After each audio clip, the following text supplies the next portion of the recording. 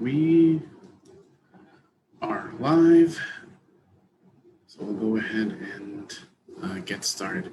Bismillah walhamdulillah wa salatu wa salamu ala rasulillah wa ala alihi wa sahbihi wa wala. Assalamu alaikum wa rahmatullahi wa barakatuh, my embraced family. It is so good to be with all of you again for our weekly Wednesday discussion, where we are continuing our discussion on the book The New Jim Crow, Mass Incarceration, The Age of Colorblindness by Michelle Alexander. So, alhamdulillah, we are actually almost finished with the book. We only have 2 more chapters left, which means in about 4 more weeks, we should be finished.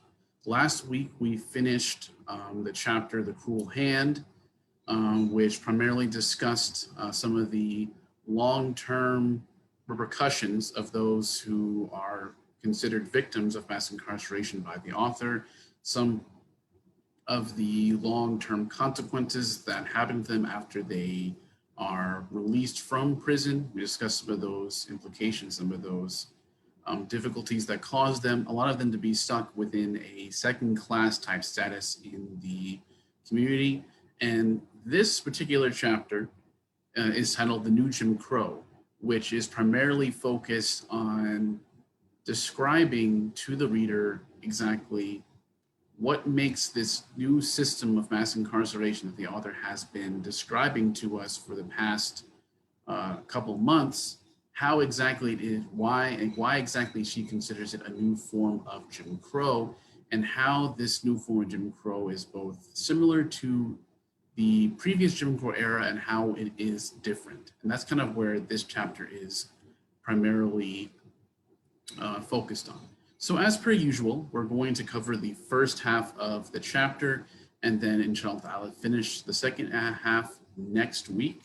And so this first half, I'm going to primarily focus on the parallels that the author makes in regards to this new form of Jim Crow, as she describes it, to the old Jim Crow. And that's really how she spends the first chunk of the chapter. But before that, I kind of wanted to highlight a very interesting point that the author discusses in the beginning of the chapter, and that is really the what she calls denial, right? She discusses Barack Obama, Bill Cosby, Tyra Banks, some of these very well-known Black influencers within our community, and how many of them will, she more primarily focuses this particular point on the criticism of many Black fathers not properly being there for their children, and how the Black community is consistently criticized by even their own community members about this issue. And the author doesn't really discredit that criticism, but she says that basically a primary factor for the lack of fatherhood in the Black community is due to the fact that so many of them have been disproportionately incarcerated, imprisoned, in probation, thus making it virtually impossible for them to properly be there for their children. And she discusses the concept of denial, and how she defines it is basically the state of mind in which a society both knows and doesn't know about something at the same time. And she discusses how basically, in her view, the American community in general knows that there is this mass incarceration of Black communities, but at the same time, the American community is generally kind of disconnected for that fact. They don't really see it as something as worth noting, kind of out of sight, out of mind contact, because the idea is, well, they deserve it, right? The reason why so many from the Black community are incarcerated is because there are just so many more of them that are committing these crimes. It's a problem of culture, it's a problem of attitudes, a problem of laziness, right? And we're all very familiar with this term. And of course, the author makes mention that, of course, those who have this bias or have this misconception cannot be fully blamed due to what they are shown in the media, right? How the media typically portrays, especially in African-American males. And we discussed this, of course, in previous sessions, but kind of the reason why I want to highlight this, because I think those of us who are not from the Black community, I think, can really empathize with this issue of misrepresentation in media, right? Because when I was reading this part, what came to my mind is this is something I think Muslims can really sympathize with, because as Muslims, we're always complaining how the media misrepresents us, right? How, not all Muslims are terrorists. There's only very minute minority that commits the type of atrocities, but the media portrays Muslims in a way as if that is the norm. And we're always complaining about this, right? So a lot of us as Muslims have that understanding and have that frustration. And so those of us who are not from the Black community, I think, take a minute to really think about how we're frustrated with our misrepresentation. That type of misrepresentation is on an even larger scale in the Black community, right? People of color, and has been going on for a much longer time, right? And it's just, the reason why I'm kind of drawing the parallels here is because you see this type of mentality of, well, Blacks are lazy, they're just, uneducated, their culture is lacking, these type of things. You find this attitude a lot in the Muslim community, if we're being honest with ourselves. And so that's why I feel like it's kind of important for us to mention this, because we see this misconception in the Muslim community about our attitude towards the Black community. Yet at the same time, when we take a step back, we as Muslims need to realize that we're somewhat in that same position to a smaller degree, right? And when we're able to kind of highlight those parallels, I think that can make it easier for those of us who may not be part of the Black community to easier understand this particular issue, right? This particular stigma and challenge. And so that's why I just wanted to quickly mention before going into the meat of the first part of the chapter. So to continue, the author basically gives us a brief overview of this system of mass incarceration that she has described for us. She goes over how the people of color are disproportionately targeted by police, by the criminal justice system, as we discussed in previous chapters, how they primarily focus on poor communities of color, despite the drug rates being similar or even higher in white communities, right? She highlights that, how due to that targeting, communities of color are the primary ones to be put through the system. And then she then gives us an overview again of how the system works in regards to those who go through the criminal justice system, going over how in through the legal system, this system of mass incarceration discriminates against the Black community due to, of course, we mentioned previously, the unchecked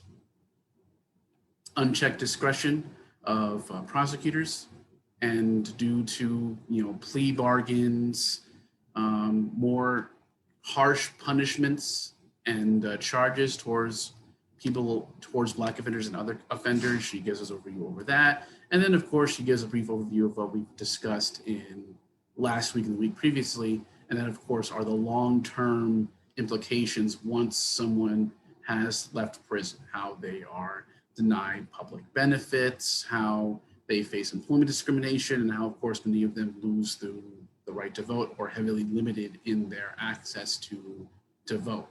So she's highlighting all these separate functions of the system to bring together in order to say that through this new system, a new form of Jim Crow has been created. And she mentions that all these systems individually by themselves don't, as she says, lock black men up. But when you bring them all together as a whole and look at it from a more broad perspective, it starts becoming more apparent how this system, according to the author, is a new form of Jim Crow, right? So she just gives us that brief summary of how everything comes together and how everything works together in order to ensure that the Black community is put into a situation where, for the most part, just like during the Jim Crow era and during the era of slavery, they find themselves in a permanent second-class status, right? And from here, she goes in, she starts drawing some parallels. This is where I really want to focus our discussion for tonight. So the author basically starts describing how this new form of Jim Crow is similar to the old form of Jim Crow. And she goes into the differences later on in the chapter, but she first starts by kind of drawing some parallels in order to make it easier for the reader to understand why she is calling this system a new form of Jim Crow, right? And so we'll just go over some of the main points that she makes in regards to the parallels. I'm not going to go over every single one of them. I'm just going to go over around five of them that I felt were kind of the most important to mention here. And for those of you who have also read along with the chapter, please feel free to mention other parallels that the author discusses that I don't mention if you feel they are worth mentioning tonight. So the first parallel she makes is legalized discrimination. And we're all very familiar with legalized discrimination during the old Jim Crow era, right?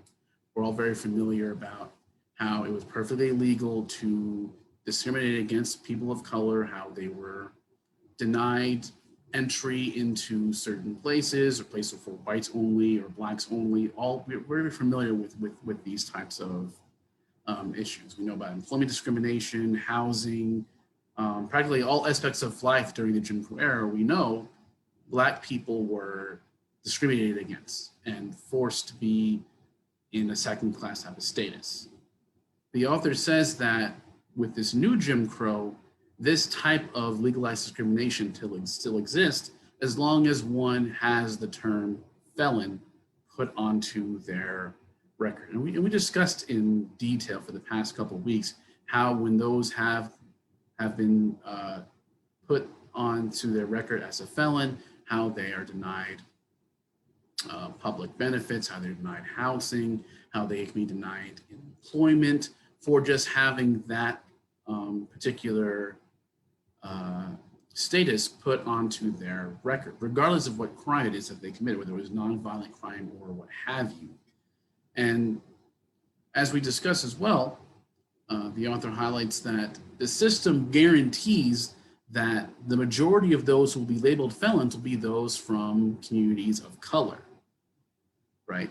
So that's the first point she mentioned. The second point is political disenfranchisement. Another thing we're also very familiar with that we're all taught in school is how during the Jim Crow era, Black citizens were denied the right to vote through various means, through poll taxes, through the grandfather clause, through literacy tests, all these different systems and methods that a lot of states and municipalities utilized in order to heavily decrease the Black vote, to make it almost virtually impossible for many of those from the Black community to vote.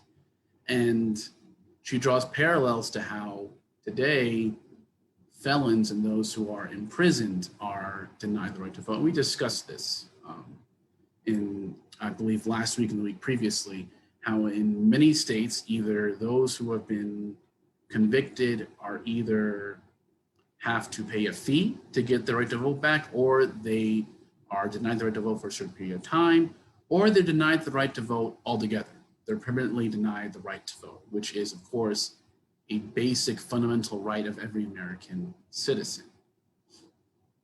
And of course, as discussed previously, but the system, the author is saying, guarantees that the majority of those who are labeled felons will be those who are from the Black community. Because even during the Jim Crow, there were, of course, a minority of white individuals who were affected by these laws because they couldn't pass literacy tests and poll taxes and what have you.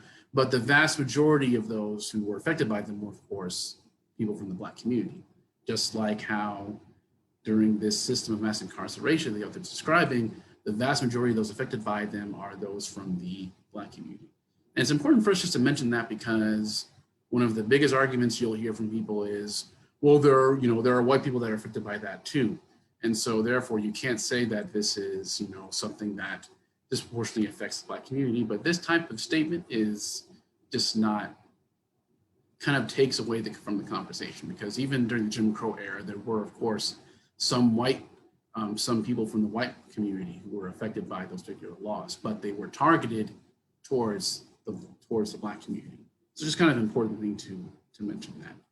She speaks, of course, exclusion from juries. She mentions how jury exclusion specifically for race was made illegal in around 1880, but the Supreme Court officially enforced that, the stopping of that practice in 1985.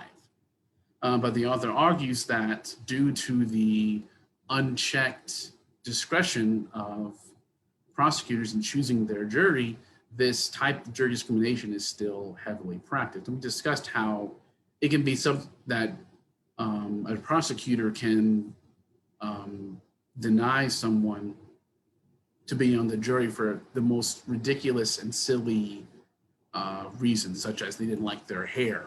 They like the way their hair looked, the way that what they were wearing. Very, very minuscule things that the Supreme Court upheld, saying as long as it's not explicitly said it's due to race, prosecutors can have any reason that they want. She also, the last point I want to mention that she highlights in regards to the parallels between what she calls the new Jim Crow and the old Jim Crow is symbolic production of race. And this, I felt, this particular part kind of really hit me the most. So she speaks about how during the era of slavery, the people from the Black community were defined as slaves. Slave was defined what it meant to be Black. Slave and Black were basically parallel to each other. They meant the same thing. And then she discusses how during the Jim Crow era, second-class citizen is what it meant to be Black. That's how Blacks were typically seen and described, right? And she says now in this new era, she says that basically criminal is now the new definition for Black. Criminal is now what it means to be Black due to this new system. And when she mentioned this, it really just kind of hit me. And of course, she discussed, this goes into what we've been speaking about previously, the idea of unconscious bias. She makes references to previous studies that she mentioned in other chapters, how studies show how the vast majority of Americans typically view criminal as being associated with those who are Black. Sister Rashida, you have your hand up, so I think you want to add something. Oh no, when you're done, that's fine. Okay, no problem. But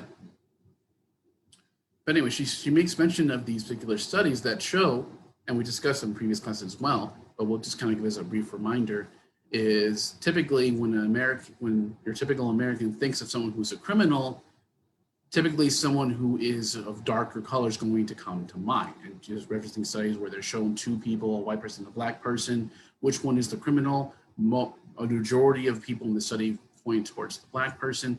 And so there's this stigma. She highlights there's this stigma that those who are Black are much, much more likely to be criminals to the American unconscious bias.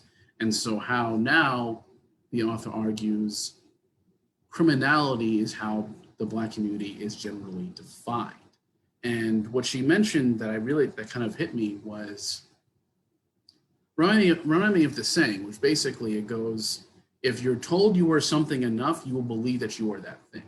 And so she highlights how many of the Black youth who are throughout their entire lives in these poor communities are being discriminately targeted for searches from police and being labeled that, you're nothing, you're a criminal, you're not going to amount to anything. How being told that you're nothing over and over and over again, and this is just psychology, people are going to start believing they are nothing.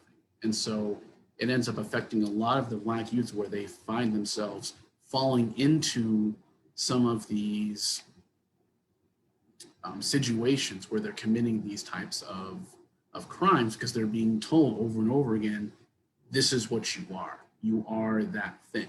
And so the point she made about how, the parallel that she made about how the new Jim Crow has established a new definition for how Blacks are viewed, she's basically saying it's a continuing trend. This new system continues the trend that started during when, of course, the time of slavery. Blacks, slaves, same thing. Jim Crow, second-class citizen, Blacks, same thing. Now in this new system, criminal, Blacks, same thing. And this is generally what she was saying in regards to that particular point there. Of course, again, this issue of unconscious bias and how being due to how the Black community is generally portrayed in the media, we have this unconscious bias and this unconscious stigma that criminals are more than likely to be Black than any other type of race, despite the fact that crime rates, especially drug crimes, are relatively the same or even higher in other communities. And that's where I'll stop my summary, because after that she goes into some of the differences. But very, very powerful, powerful chapter. And what I want to do now, I actually wanted to play a video for everyone that I came across yesterday, which kind of discusses some of the challenges of or some of the problems within the criminal justice system in regards to cash, in regards to cash bails, right? Because we discussed this in a previous sessions about the issues of cash bails. It was really good video that I wanted to play here for everyone, just for us to get, it's only about 6 minutes. And since we're ending since I finished my summary a little early, I just want to go ahead and play that video for you guys today, just to kind of give us a further, more defined understanding of how this practice in the criminal justice system disproportionately affects the Black community, and how this really is, in order for us to really kind of question if this type of practice really just, and how should we as Muslims who need to stand up against injustice, how should we properly address these issues? I'm going to go ahead and play that video for everyone right now.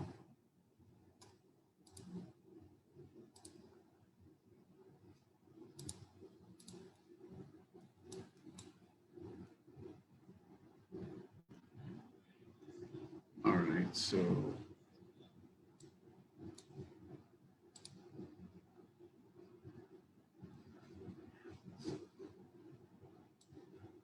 here's the video. Look, can everyone see my screen? We can. All right.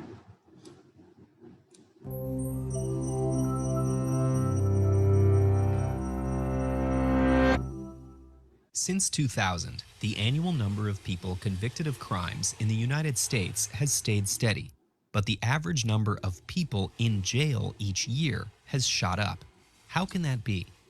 The answer lies in the bail system, which isn't doing what it was intended to do. The term bail refers to the release of people awaiting trial on condition that they return to court to face charges. Countries around the world use many variations of bail, and some don't use it at all. The US bail system relies primarily on what's called cash bail, which was supposed to work like this. When a person was accused of a crime, the judge would set a reasonable price for bail. The accused would pay this fee in order to be released from jail until the court reached a verdict on the case. Once the case ended, whether found guilty or innocent, they'd get the bail money back if they made all their court appearances. The rationale behind this system is that under US law, people are presumed innocent until proven guilty. So someone accused of a crime should not be imprisoned unless they've been convicted of a crime. But today, the bail system in the US doesn't honor the presumption of innocence. Instead, it subverts people's rights and causes serious harm, particularly to people in low-income communities and communities of color. A key reason why is the cost of bail. In order for cash bail to work as intended, the price has to be affordable for the accused. The cost of bail wasn't meant to reflect the likelihood of someone's guilt. When bail is set, the court has not reviewed evidence. Under exceptional circumstances, such as charges of very serious crimes, judges could deny bail and jail the accused before their trial. Judges were supposed to exercise this power very rarely and could come under scrutiny for using it too often.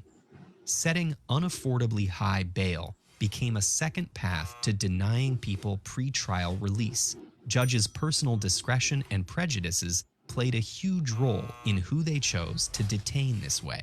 Bail amounts climbed higher and higher, and more defendants couldn't pay, so they stayed in jail.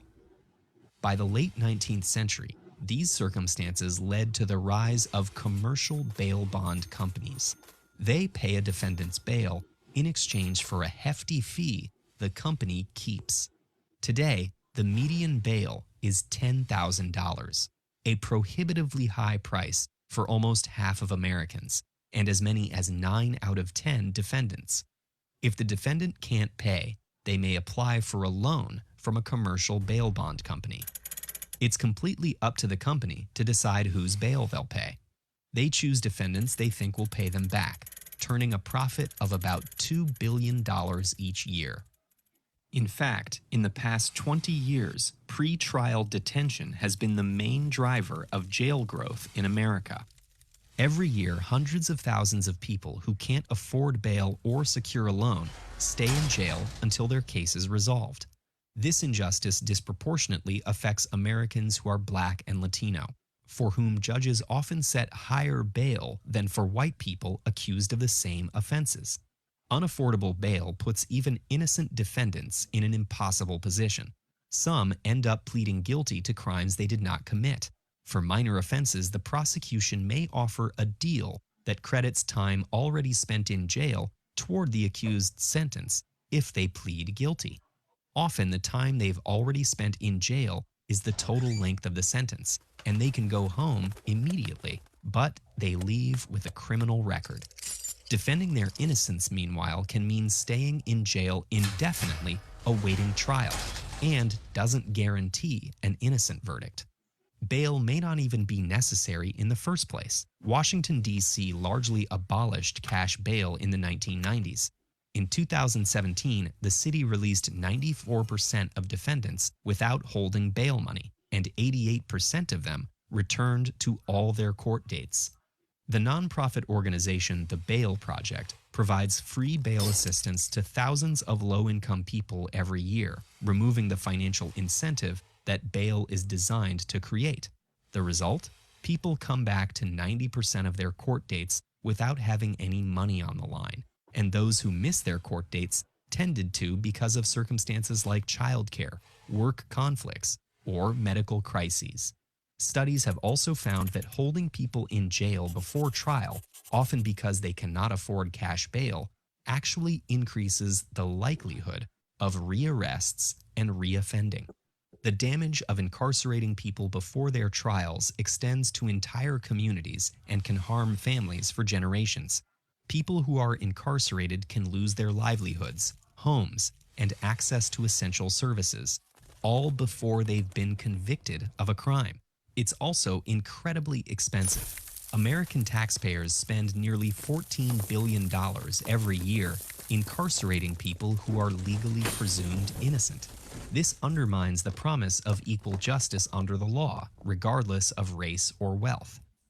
The issues surrounding cash bail are symptomatic of societal problems like structural racism and over-reliance on incarceration that need to be addressed. In the meantime, reformers like the Bail Project are working to help people trapped by cash bail and to create a more just and humane pretrial system for the future. With the help of TED, the Bail Project is working to increase decarceration and reduce disparities in the application of criminal justice. You can learn more about their work and get involved at audaciousproject.org. All right.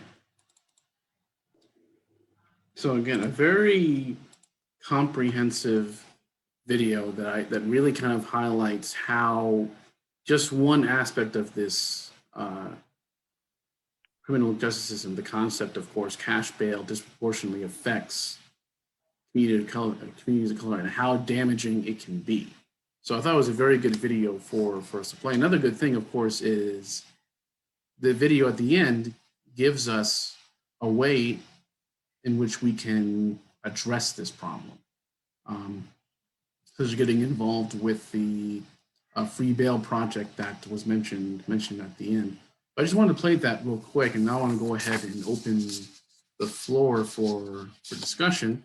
And feel free to comment with either the chapter that we just discussed or on the video that we just discussed. Some of your thoughts on the video, and or maybe even some ways you feel we can address these issues that the video didn't already mention.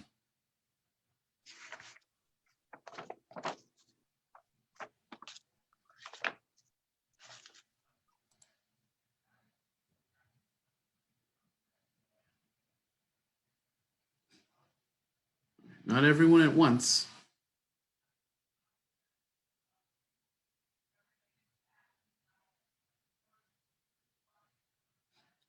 All right, Sister Rashida, go ahead. Okay, so I'll try to go through these pretty quickly. I jotted down some notes as you were going through. So you had mentioned that, even when young people do well, they still have the stigma of criminality, et cetera. And so, and also how they tend to begin to believe it. I think I mentioned this once before, that another class that I had taken, the teacher mentioned the subconscious believes everything it sees and hears. So it's very important for us to your point, number one, make sure that all of the media that we're consuming is positive in the sense that is healthy for us. And then at the same time, making sure that it's balanced. You talked about how Muslims should kind of understand the plight of the African American because of how we're portrayed in the media.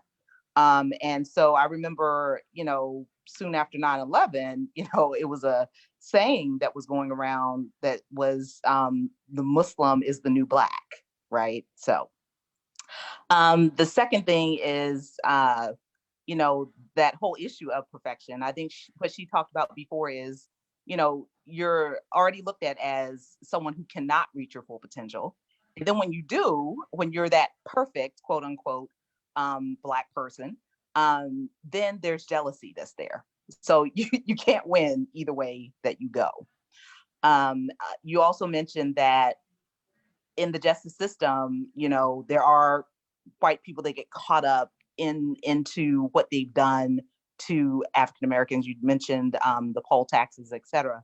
But she mentions in this chapter how even when a white person does go through the criminal justice system, that there's more leniency, when it comes to them. The Supreme Court, I think I'll save that one for last.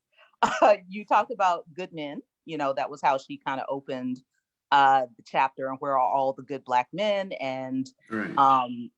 The fact that it's rarely thought about, that to even talk about the fact that they're imprisoned, because I think a lot of times people don't associate the two. You don't associate good in prison. Right. Right. I think, to the point about people being caught up in the system, even when they're innocent and pleading guilty, et cetera. So you could have gone to prison and not have even committed a crime, right? Right, absolutely. And then there's also the flip side of that. There's the flip side where, we know that Malcolm X, Alhaji Malik Shabazz, was formerly incarcerated, right? And Right. so I don't think anyone would say that he wasn't, after he had become an Orthodox Muslim, et cetera, that he hadn't turned his life around. Many people do. And so the last point about the Supreme Court and really other judgeships, if we think about what's happening right now, and who is being put in the courts, including the Supreme Court, I think we can kind of see how some of this happens. And I'll stop there. Right. No, absolutely. And I think one particular point you made, Sister Rashida, that I want to comment on, every point you made was very, very excellent. But one point you mentioned I thought was really interesting was when you mentioned Malcolm X and how he's generally seen now as someone who is, a person of greatness, someone who has done a lot of khair, a lot of goodness for the community, but he was also someone who was incarcerated in the past and used to have, a stigma towards him. He was considered someone who was bad before he turned his life around. And the reason why I kind of want to comment on that point is because, like you mentioned, a lot of innocent people become victims of the criminal justice system just due to being unfairly targeted and to being given plea deals and being forced in jail for such a long time, where they take those plea deals and just confess to crimes they didn't actually commit. But even those who do commit offenses, objectively speaking, they're supposed to be okay. Well, they turned their life around and they're now better people. But that's not really how society as a whole. If we're being honest with ourselves, that's not really how we see it. Generally, once someone's a criminal, they're always considered a criminal. They're always going to be seen with disdain and distrust, even if they've done a complete 180 and turned their life around. They're going to be stuck with that stigma, right? And I think this is something we have to ask ourselves about our own personal biases and our own personal conceptions, concepts of those who are incarcerated and those who have been convicted. But Jazakallah khair, Sister Rashida. Now, if does anyone have any comments on the video that we just watched? Or perhaps no one has any comments on the chapter. Does anyone have any comments on the video that we just watched? Brother Kenneth, I cannot raise my hand because I'm a co-host here. So yeah, sorry about that. I did that just so that way you could let people in if I wasn't paying attention. Yep, and yeah, alhamdulillah. So the comment I was going to make is in regards about the amendment that had been made about excessive bail. I believe it was like 2 or 3 weeks ago, I made another comment in regards about, there was a gentleman around my hometown that was arrested by the police, and when they had put him, or when they had arrested him, they put an excessive, it was at least 6 digits, almost for a common person for the crime that he was accused of, for that bail that had been applied to him. And when I saw that, and then they did drop some of the charges, but that still the same point is, they put on something that was just miraculous, in regards about no one in the right mind would have that kind of money to be able to provide that sort of bail money for that. And it's interesting that the money amount that they had given, I guess the average bail is $10,000, but from what I know, I forget who the news organization that did it, but I think it's a certain number percentile of Americans have a hard time coming up with an emergency fund of what, $500. $500, yes. And I think that's and then of course that person would be in jail during that time, because they wouldn't be able to work during that time, so you don't have a constant workflow. And that's where, and I think too, it's subhanallah, it's interesting how America works differently in the bail system compared to the rest of the world, as well as that these companies are making a profit off of these other people suffering. Yes, or incapacity for something that shouldn't, I don't think should be to begin with. And I get into I don't want to get off topic here, but I get into a lot of debates about with people, especially in my not community, but still people who I live around, some friends, some family, some people I've known, and a lot of it comes down to like, well, if laws were unjust, to people, then they wouldn't exist to begin with, or because people broke, had broken the law, that they deserve the punishment that they are being received. But this, trickles down not just to the person immediately that it goes to, but also goes towards the family, the outlying community, the people whom it affects. And I think just in general, this whole this whole discussion is opening up my eyes to a lot of perceptions of things I didn't quite understand beforehand. So Jazakallah khairan for the class and the review, but I have no idea how I would address that, or what can I do other, I guess, as the beginning of the book was, how do we actually make an effort to change these things, other than first, of course, becoming educated to know what is wrong with it to begin with. Right. So there's a few points that you made, Brother Daniel, that I want to comment on, but I see Brother Hasib has his hand up, and I want to make sure he gets a chance to talk. So I'm going to let Brother Hasib comment.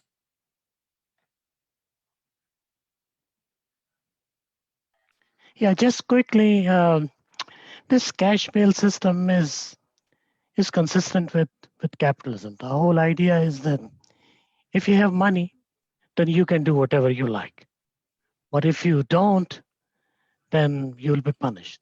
You'll be punished because you don't have money. So there is statistics shows that there are hundreds of people who are inside just because they don't have money. And those cash balances like $100, $200, $300, $400, and they don't have money, so they are inside.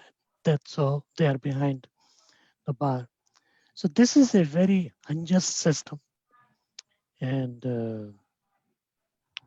there's something we should do something. So anyway, so that will be a long discussion, but this is a very clear injustice against poor people, basically. I just wanted to add something to that. Brian Stevenson said, to your point, Brother Hasib, that the opposite of justice isn't injustice, it's poverty. No, absolutely. SubhanAllah. And Brother Hasib, you're absolutely right that this cash bail system, basically, it doesn't punish those who have committed crimes. It rewards those who make a lot of money, who are rich, and punishes those who are poor, regardless of what its intentions are. And it's definitely, to your point, there's something that we need to try and do about this. And what I'll do is, because in the video they mentioned that there is an organization, I think it was D-Bail or something to that effect. I don't remember the name of the project, unfortunately, but I'll post. The Bail Project? I'm sorry, go ahead. There are multiple projects, actually. Yep. Right. So there's a multitude of different projects out there that we can probably get involved in. We don't need to reinvent the wheel per se, but perhaps we can look into some of those projects, see what they're doing, and turn the information in our groups, and see how we can get involved with those projects and see what we can do to address those issues with those projects that are already being established. But Brother Daniel, you made one point that I wanted to comment on, and you mentioned like how some of your colleagues or associates, those who you speak to, say that, if I remember correctly, basically saying they acknowledge that some of these punishments are unjust, but they're saying that they're supposed to be unjust because they deserve it. Is that what you said? The argument that takes place is that if you commit a crime, then and you're labeled as a criminal, then that's your fault. And then it basically states that like that basically I guess the term or an analogy is like, don't play with fire if you don't want to get burnt. But the whole concept is that, this goes beyond just as simple as, if somebody, commits a crime, then, it should be, they make reprimandations for it, and then move on with their life. But that's not the case. It's basically, you're first and foremost, they're people of color, just for the sense of what they've been born with, are treated as second-class citizens. And then with this system is just a means to enforce that, or to put them, or put them in a modernized sort of slavery through this concept of criminality, or the jail system. Right. That's how I understand it. But the whole, basically, they're saying, they're making the accusations that, if you don't want to deal with the law, then don't break it. Right. So the idea is basically what we've been talking about. Regardless of how intense the punishment is or how unjust the punishment is, you deserve it, right? If you commit a crime, you deserve whatever is coming to you, right? And that's something that I think we're generally taught throughout our lives. If you don't want the time, don't commit the crime. Or it's like, I think it's like, if you can't do the time, don't commit the crime. Yeah, if you can't do the time, don't do the crime. Right. Mm-hmm. So we're very familiar with that. The video that we watched with the doctor, Dr. Ray, the other day, right, where it was a young Caucasian girl who was addicted to drugs, lived in the suburbs with her parents. They helped to fund her habit, right? So it's like no one's going to go into her home and arrest her. Absolutely. Right.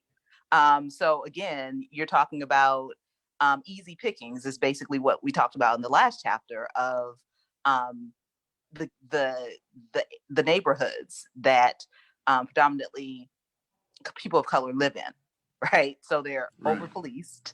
And so, Brother Daniel, what I would say is they really kind of need to understand the entire picture, because as we've pointed out numerous times, it's not that there's any less crime, less drug use, right? It's just a matter of policing. Right. Disproportionately targeting. Which side is easier to target? Right. Absolutely. Okay, that's one aspect. Another aspect, Brother Daniel, I think is, our whole perception of crime and punishment, right? Of course, especially as Muslims, we believe in justice. We believe that if someone commits a crime or does something wrong, they need to face a certain punishment for it, right? But the question we have to ask ourselves is, how intense is that punishment supposed to be? And if someone commits a crime, depending on what the crime is, does that mean that person is no longer human? They no longer are deserving any sort of respect as human beings? And I think that's kind of where we have the issue is, because I mentioned this again. I mentioned it before. I want to mention it again. We look into how the Prophet ﷺ would treat those who've committed offenses, treat those who have committed crimes under the Islamic government. As, for example, the companion who was drinking and, of course, faced the particular penalty for drinking. And the companions were basically saying, may Allah curse you for doing this. They were reprimanding him, talking down to him, very similar to how, we in America talk down to those who have committed a crime, even after they served their time, even after they paid their debt back to society. But look at how the Prophet ﷺ reprimanded those companions. He said, don't say these things. So certainly he loves Allah and he loves his messenger. So the Prophet ﷺ made sure that justice was upheld. He established the penalty onto the companion for committing that crime, but he upheld his dignity. He was still human, right? He didn't treat this companion like he was less of a person and needed to be represented by all of society for the rest of his life. And I think all of us need to kind of look to that example and reconsider our own individual positions on how we view those who have been convicted. One, of course, whether or not they actually committed the crime that they were convicted for due to all the other issues you spoke about. But number two is, okay, they committed that crime, but after they paid their debt back to society, how should we treat them? How should we view them?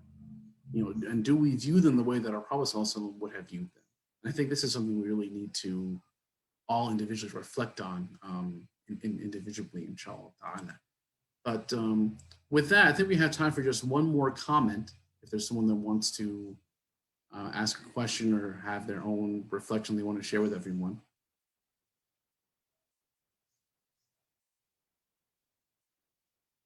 If not, we'll go ahead and close. But is there anyone that wanted to share one more reflection or comment? I think, alhamdulillah, we had a really good discussion tonight.